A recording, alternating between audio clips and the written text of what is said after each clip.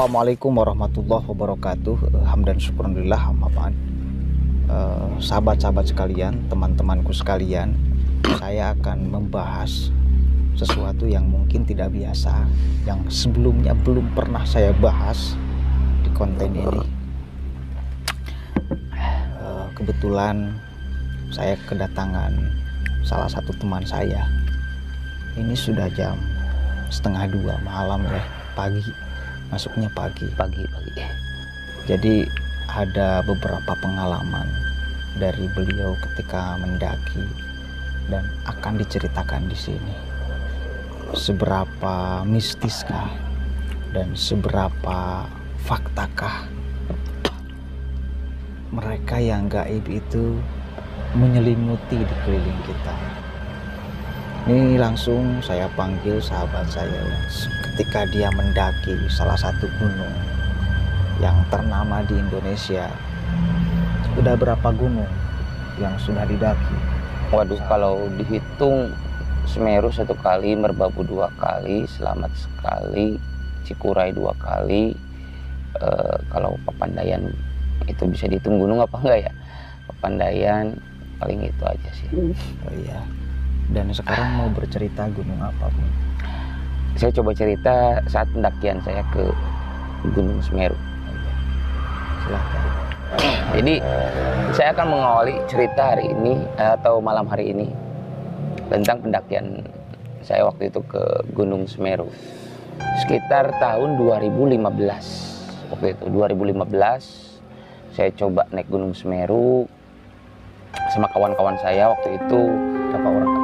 Saya, Yogi, Saras, lalu Mantan, Adam, dan juga Tumbe. Sebut saja Tumbe. 6 orang waktu itu saya naik. Ya saya mulai bercerita dari sejak awal saya berangkat ya. Waktu itu kita merencanakan berangkat dari sini itu malam, supaya sampai Malang itu kita pagi-pagi atau subuh. Dari sini dari mana? Dari Ciamis? Dari Tasik. Dari Tasik waktu itu 2015 dari Tasik. Malam sekitar jam 10-an kita pakai kereta ya ke sana. Kita tiba di stasiun Malang itu sekitar jam 4, jam 5 lah. Sampai sana jam 5 saya coba berangkat waktu itu berenam. Dari sana saya charter angkot ke Pasar Tumpang. Dari stasiun ke Pasar Tumpang itu pakai angkot, nyarter angkot gitu. Nah dari Pasar Tumpang saya menuju ke base camp. Jadi base campnya itu di Pasar Tumpang gitu. Saya nginep dulu semalam karena untuk memulihkan tenaga karena perjalanan ya. Jadi saya memutuskan, kita berenam memutuskan untuk kita nginep aja dulu di base camp sebelum mendaki. Nah dari base camp waktu itu esoknya kan nginep di base camp, esoknya jam 5 lah, sekitar jam 5 subuh juga saya dengan kawan-kawan menggunakan jeep dari Pasar Tumpang, base camp Pasar Tumpang menuju ke Ranupani. Nah, Ranupani itu adalah desa terakhir di kaki Gunung Semeru gitu. Nah di desa Ranupani waktu itu kenapa disebut Ranupani, karena di sana ada danau. Nah, jadi Ranu itu telaga lah, telaga. Nah, jadi saya di Ranupani, sampai Ranupani itu sekitar jam 7 lah, sekitar jam 7-an lah pagi. Mulai registrasi seperti biasa, mulai cek gear gitu, registrasi ya, simaksinya dipenuhi gitu, barang-barang ngecek gear anggota gitu, apa aja yang dibawa dipersiapkan kembali gitu kan. Memang sebelumnya di Pasar Tumpang pun saya sudah mempersiapkan kelompok kita itu untuk berbelanja kebutuhan selama pendakian ya, seperti beras, terus buat masak-masakan kayak gitu. Nah terus saya registrasi beserta kelompok di sana. Jadi yang unik itu untuk di Gunung Semeru ya, jadi ketika kita akan mendaki itu kita akan diperiksa terlebih dahulu di pos perizinan di sana. Diperiksa dulu barang apa saja yang boleh dibawa dan barang apa saja yang tidak boleh dibawa gitu. Apa saja yang tidak boleh dibawa? Yang tidak boleh dibawa waktu itu tisu basah tidak boleh, lalu juga apa lagi ya, semacam apa sebenarnya ya, pisau yang sifatnya buat nebang-nebang itu nggak boleh sebenarnya, tapi ya dibolehkan lah gitu. Tetap dibawa juga. Terus pilok kayak gitu itu nggak boleh, terus juga bensin itu nggak boleh. Nah, jadi dicek dulu, termasuk ketika di pos perizinan dicek, sebelum briefing itu dicek dulu. Jadi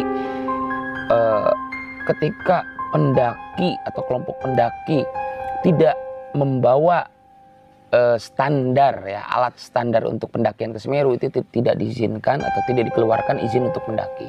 Contohnya jika tidak membawa sleeping bag gitu, itu tidak boleh, apalagi tidak membawa tenda kan gitu.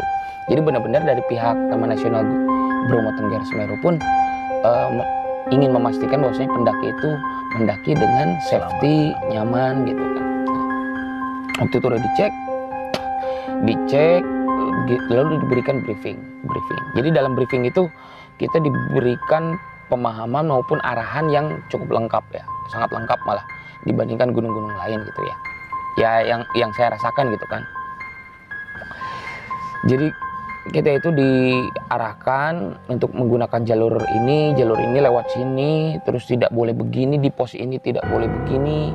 Jadi memang dalam tanda kutip ada larangan-larangan ya, itulah yang namanya Indonesia lah ya. Jadi kearifan lokal, kita menghargai itu dan kita harus menghargai itu.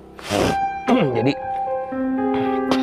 dalam arahan tersebut ada beberapa pos yang kemudian kita diusahakan tidak boleh sampai bermalam di situ. Ada pos yang tidak boleh kita bermalam di sana. Iya, tidak boleh bermalam di sana. Jadi diusahakan saja. Ya, kita lewat aja lah. Gitu. Kalau istirahat, apalagi kalau kemalaman nggak boleh meneruskan. Bukan nggak boleh sih, lebih kepada anjuran saja. Gitu. Nah, waktu itu kita udah siap packing. Waktu itu ada Yogi udah siap, Tumbe udah siap, Adam udah siap, Saras sudah siap. Lalu sebut saja perempuan yang namanya yang satu itu I lah ya. Inisial I aja. Lalu saya sendiri udah siap semua.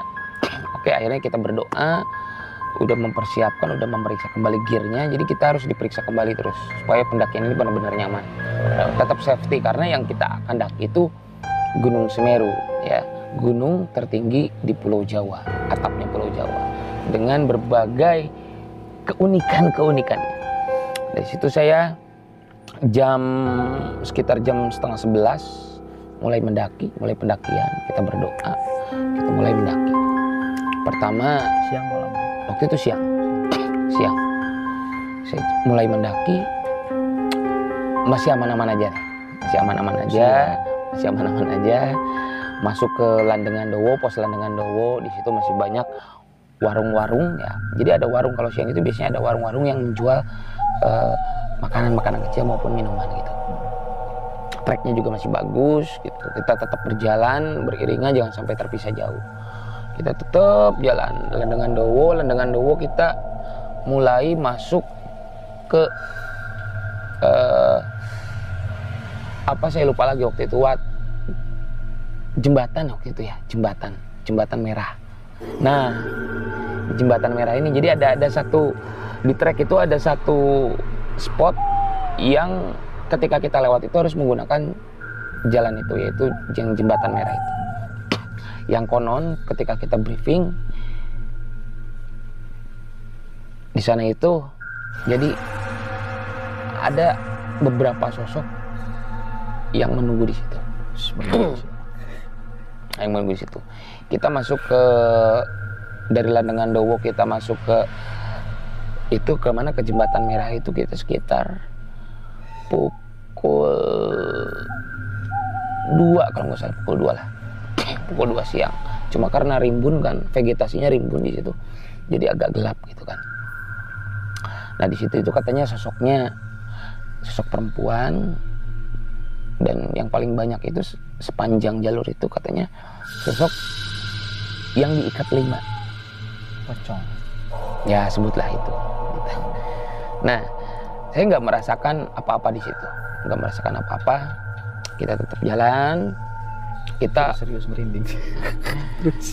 Kita masuk mulai sekitar kalau nggak salah gitu, kita masuk ke Waturejeng itu sekitar jam, pos Waturejeng itu sekitar asar kalau nggak salah. Kita pendakian cukup lama karena apa? Karena saya membawa seorang pendaki yang namanya Adam itu berat badannya sekitar 120 kilo. Wow, kayak bawa kontainer gitu. Jadi agak lama, agak lamban karena dalam pendakian itu kita nggak boleh sampai berjauhan. Kita harus tetap bersama gitu. 6 orang itu waktu itu bersama, jangan sampai ada yang tertinggal. Kebetulan waktu itu saya paling belakang. Jadi yang paling depan itu Tumbe, yang paling depan. Yang kedua itu yang inisial I, yang ketiga itu Saras, yang keempat Yogi, yang kelima saya. Loh, kok jadi 5? Sebentar. Jadi yang paling pertama itu Tumbe, yang kedua itu inisial I, yang ketiga Saras, yang keempat Adam itu sendiri. Adam, yang kelima Yogi, yang keenam saya. Saya paling belakang gitu, tim penyapu gitu. Nah, jadi dalam pendakian, skema pendakian, orang yang mempunyai pengalaman, bukan pengalaman sih, lebih kepada mental atau mempunyai ya rekam jejak ataupun menguasai trek, itu biasanya ditaruh di belakang. Kebetulan saya sama Yogi udah beberapa gunung naik bareng gitu. Nah, yang paling depan itu biasanya orang yang dapat dikatakan paham jalur saja gitu. Itulah pokoknya gitu. Nah, saya masuk Waturejeng itu sekitar asar, agak lamban karena bawa yang Adam itu yang berat. Nah, di Waturejeng ini. Di Waturejeng. Waturejeng. Jadi pos itu. Pos Waturejeng. Jadi kalau dalam pendakian, pos itu tidak selalu berupa seperti pos ronda, pos kamling, enggak. Ada yang seperti itu, ada pula hanya sebuah lahan kecil untuk kita beristirahat gitu. Nah, kebetulan pos Waturejeng itu hanya lahan saja kecil. Nah, saya ingat sekali waktu itu. Ketika kita sampai ke pos Waturejeng, di situ kan ada plangnya kan, Waturejeng ketinggian berapa, suhu minimum berapa kan di situ ada. Nah, di pos Waturejeng inilah kita mulai merasakan hal-hal yang sifatnya aneh gitu. Cuma kan saya tetap berpikir positif. Jadi pertama kita sampai ke Waturejeng itu, saya lihat sajen gitu. Banyak sesajen di situ, sajen. Waktu itu 2015, tahu kalau sekarang nggak tahu saya.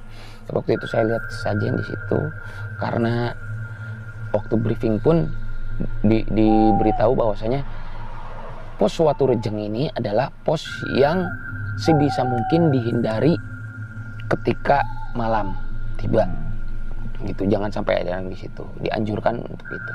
Karena apa? Karena pos Waturejeng ini konon, Waturejeng ini berarti batu ya, batu kan ini, batu besar. Batu itu batu ya. Nah, jadi pos Waturejeng ini adalah ibunya Gunung Semeru katanya.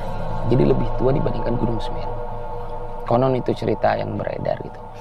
Jadi di sana itu gerbang pertama kita masuk ke gunung. Maksudnya dalam artian gerbang besar Goiblah gitu.